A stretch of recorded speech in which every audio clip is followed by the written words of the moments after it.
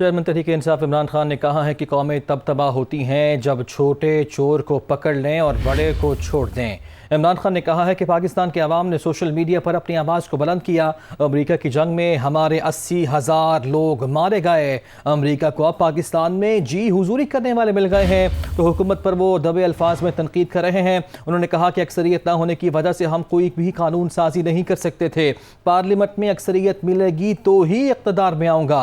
इमरान खान ने यह भी कहा कि शहबाज शरीफ का ओपन एंड शट केस है। शहबाज शरीफ के नौकरों के नाम पर 16 अरब रुपए पकड़े गए हैं। इमरान खान की जानिब से यह भी कहा गया कि शहबाज शरीफ बरतानिया में होता तो कब का जेल में होता।